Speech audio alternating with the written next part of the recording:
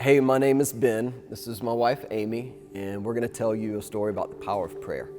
London was our rainbow baby, and so we knew right from the beginning that she was our miracle baby. My pregnancy was going great, and then all of a sudden one evening, I quit feeling her move. I was 31 weeks, so we went to the hospital and they immediately started doing tests and ultrasounds, and I'll never forget the image I saw on the screen.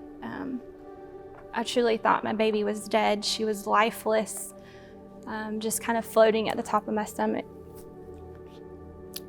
They wouldn't tell us much, but they did tell us that there was a large pocket of fluid on her lungs and that I needed to be transported by ambulance to another hospital better equipped. This was such a scary time for us. We didn't really know what to do, but we knew we needed the power of prayer. So we started a prayer chain on the way, and we just asked people to please pray for our baby. Please pray healing over her lungs. We found ourselves in a different city, all alone, middle of the night, and the team told us that they thought we could make it through the night and look at emergency C-section the next morning. At about 4 o'clock in the morning, though, they busted in the room, and it was immediate chaos. And the doctor's just screaming, 7 minutes, 7 minutes. We have to have this baby out in 7 minutes. And then it was just complete silence. And I found myself alone in the waiting room. Didn't know what was going to happen to our baby, if Amy was okay. Just remember being scared and anxious, feeling helpless, and knew that right then and there, the only thing I could do was pray. Romans 8:26 says, the Spirit helps us in our weakness. For we do not know what to pray for as we ought, but the Spirit Himself intercedes for us with groanings too deep for words. I remember the nurse coming in saying, Mr. Hosey, would you like to see your baby girl? And she was alive, and that was amazing. And I got to see her for the first time, and she was just over 3 pounds. She was so tiny, but she was screaming like she was 6 months old. And I remember thinking, there's nothing wrong with those lungs. And, the doctor came and told us that they were very concerned about the fluid-filled sac on her lungs, and that once she was delivered, that's immediately what they started looking for. And they did scans over and over again, and it was gone. And the doctor said, I literally have no explanation. And I was like, well, I've got an explanation. God healed her.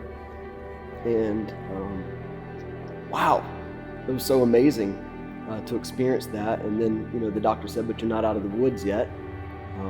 Her blood sugar's a 6. It should be over 60. Her oxygen's really low, and there's good potential that she has brain damage and organ damage. So we kept the prayers going, and we didn't even know everybody that was praying for her at the time.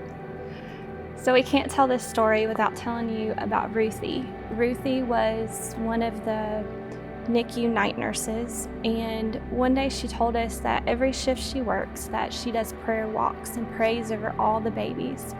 And she told us that she knew London, that the Lord had big plans for London, because every time she prayed over her, she could just feel the presence of the Lord so strong. Yeah, the first time she saw us, she said, you guys are believers, right?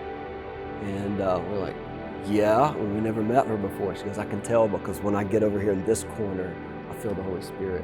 It's awesome to be able to brag on God and say that He did a complete miracle, and that London has no brain damage. She has no organ damage. She was completely healed, complete recovery. And we got to bring her home a month before she was supposed to be due. And that's after she was in intensive care for a month. And she was 4 pounds when we brought her home. She was so small.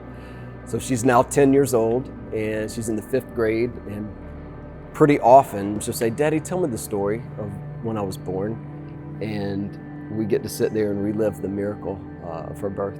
I often say that the journey with London's birth was the hardest time of our life, but it's also the time that we've felt God the closest. And I truly believe that was because our life and her life were so saturated in prayer, and we felt it.